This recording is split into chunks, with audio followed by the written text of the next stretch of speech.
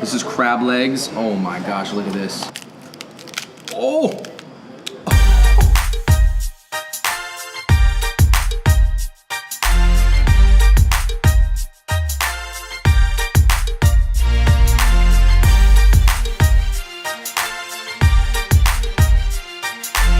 Yo, what's going on, everybody? Welcome to a very special episode of Fung Bros Food. Me and David are in the East Village of New York right now, and in case you guys don't know, there has been an explosion of Chinese restaurants over the past year. And as Chinese guys, it is our duty to try as many as we possibly can. And these places are serving a lot of regional Chinese food that people out there are not even familiar with.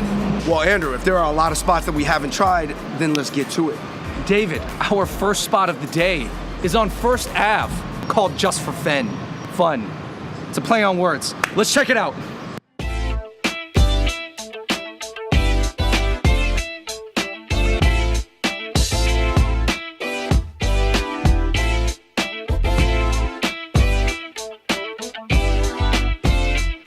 Yo, right here I have the spicy chicken noodle. And I have the number one, which is the most popular, the beef rice noodle soup. I gotta shout out to Guizhou, because Guizhou as a province obviously doesn't get a lot of press. It's like Sichuan food, but more sour. My name is Shirley. I'm the owner and the chef for Just for Fan. I am originally from Guizhou. I just want to bring my hometown food to the New York City. The beef Guizhou mi fen, it kind of reminds me, it's almost like a Chinese pho. It's more sour and light. Look at this broth. It's not red or brown. It's very light colored. I love this dish because it's spicy chicken, but it's not any regular spicy chicken. It has a very deep smoky flavor, and the oil that they use, it's slick, it gets onto the noodles, and it's just easy to eat. Here I have this cold mung bean dish. Let's see if this tastes anything like the spicy chicken dish that I just had. It's completely different. Ooh, that's spicy. Oh, this is good. That's spicy though. Let me get the. Ooh, you hear that? You got a lot of spots to go, man. You gotta calm down. I gotta chill. You gotta chill. All right, I'm gonna chill. They have tangyuan here, which is the rice dumpling dessert. Because it has that fermented rice taste, that's what I mean by it. Almost feels a little bit like alcohol. All right, let's go to our second spot, Dunhuang.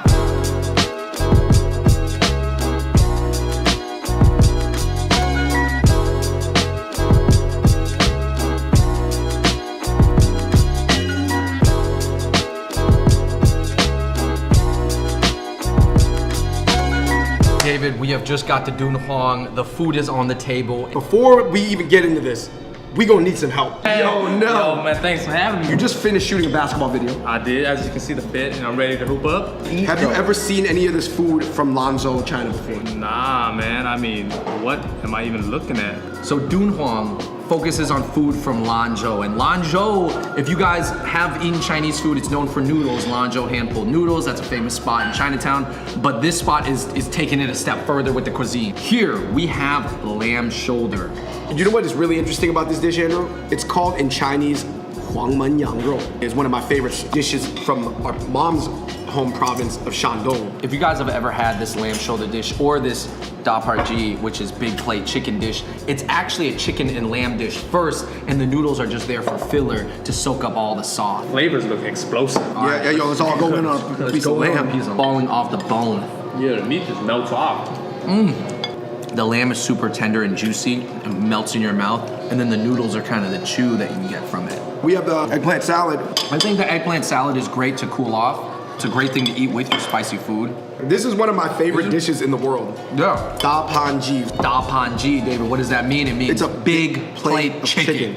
I love the way that the chicken's chopped up off the bones. Some people, they don't like it because you gotta watch out for bones, but for me, it just means it tastes better. And of course, we have to review the Lanzhou La Mian because we are at a Lanzhou spot. Like you said, it was really the red chopped peppers. The finely chopped red chili flakes, man. The scientific name is Latus calcarifer, but for the sake of it, we'll call it the Asian sea bass. This is the Asian sea bass, meaty and flavorful. I actually love that chow mein. This is where it came from. Chow mein, fried noodles, oftentimes gets a bad rap for being like a Chinese-American fake Chinese food. It's not fake food, it's just how it was done or what people thought about it. Steamed egg with fermented rice wine with soup. Whoa. It's crazy. I feel like I'm drinking some alcohol up in this. Hey. 8 jewel rice. This is sticky rice with 8 different things in it. You have different types of raisins, nuts. You got red bean. It was really good. Oh. You know, this is the one place I actually, so far on the list, that I hadn't been to, and I've been blown away by. I feel like this place could come with your family tree. Oh yeah. We gotta keep going because our next stop is a really cool spot called Hunan Slurp Shop.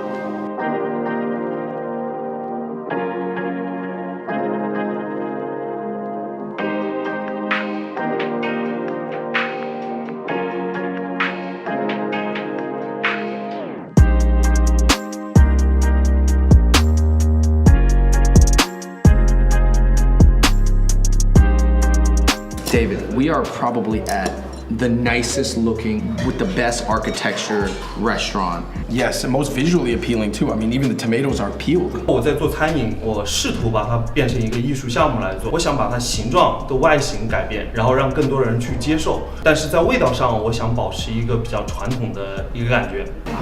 Hunan salad, man. It's almost like a little like duck egg roll in eggplant. Got a little pepper in there, a little bit of that 1,000-year-old egg, eggplant. Yo, that was smooth. Cherry tomatoes marinated in plum sauce. This is like a great summer food. Wow, this is incredible. This is the smoked pork with tofu. So it's like you got kind of like a meat substitute with the real meat next to it. I'm gonna try a piece with a little bit of that chili oil. This is a house-made chili oil. It's the smoothness and it's the lack of preservatives. This is the hometown Lu Fun. So this is like got the rice noodles. So that egg off. Oh my gosh, they have crispy pork here. Nice, smooth, subtle taste. All the food at Hunan Slurp Shop is very smooth. My favorite thing here was definitely duck eggs and the eggplant. I gotta tell you something about this cherry tomatoes. You know I'm a big fan of like side dishes and pickled stuff. Tomatoes now is on that list of refreshing side dishes. I think that Hunan Slurp Shop has been, of the three places, the most elegant. I agree. And on that note, let's keep it moving.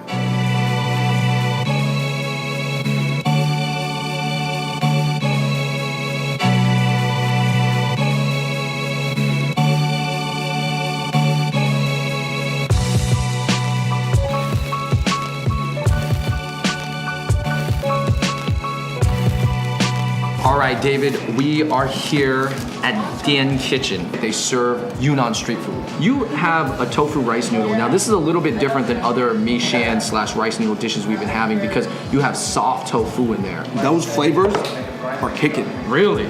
So I got the Dongchuan rice noodle. A nice light flavor, but like I said, anything with rice noodles kind of gives you that smoothness. These are called hometown street potato. Boiled or steamed potato tossed in hot sauce. So I will say you're definitely saving on some calories here. This spot was cool because the vibe is different than a lot of other spots we went to. It's small, it kind of feels like basement, backyard. We did hear from some Chinese New York foodies that in terms of authentic Yunnan Mishen, Dian is the best spot. I had to get this mu gua shui, a gelatinous sweet water with some gelatin in it. That's kind of like a dessert soup. Dessert broth of the mouth-watering chicken, the ko shui ji. Ko is mouth, shui is water, ji is chicken. You ever think you'd be a Chinese teacher? 我是你的老师. Oh my gosh. Let's just eat it. So Dian, it's an expression in Yunnan, kind of like how maybe New Yorkers might say like, this is like the Empire State. Dian province. Dian province, man. Shout out to Dian, food was delicious, on to the next.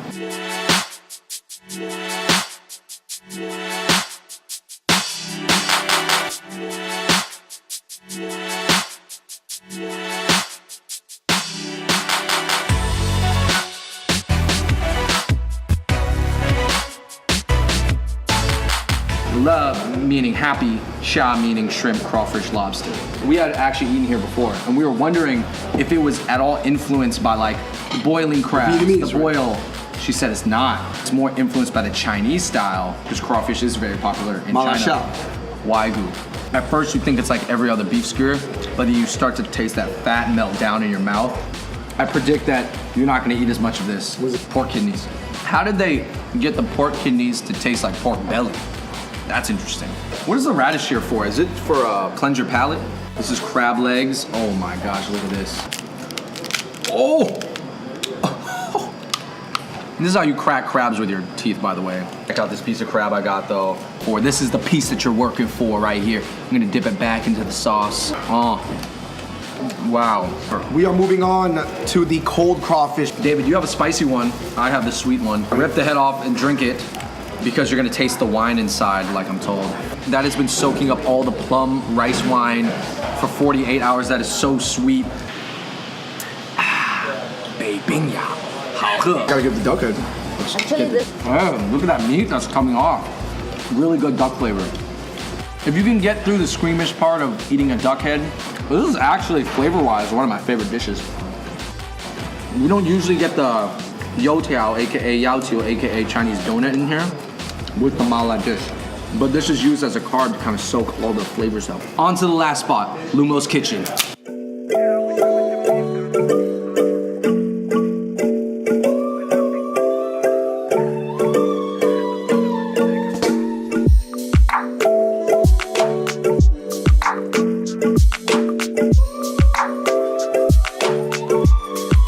We're here at Lumo's Kitchen in the East Village. And Lumo's Kitchen is fascinating because it is a mixture between French and Chinese food. First off, we have a variety of XLBs. Eating it real quick. I started Lumos around like 2014. It's supposed to be like a new take on mapo tofu. Chinese bread dough under it is a deep fried bread dough, and then we layered mapo tofu on top, and then we put cheese and king crab on it. I loved finding the crab in there too, because it kind of reminds me of crab mac and cheese. So that's one of our signature dish, lobster fried rice. This is like traditional fried rice, but cooked with the French technique. Very buttery. The Hong Shao roe is so tender. I do think the chef's technique allowed the Hong Shao roe to feel lighter. Yo, this is the tuna tartare, wasabi, mango, tuna, seaweed chip. I gotta say, that is maybe the, dare I say, most refreshing tuna tartare I've ever had. Oh my God. Wish I could eat more. I could see especially a lot of non-Asian people coming here to like close business deals or like have birthday dinner. I feel like this might be of all the spots we went to, you might see more Caucasian supermodels here.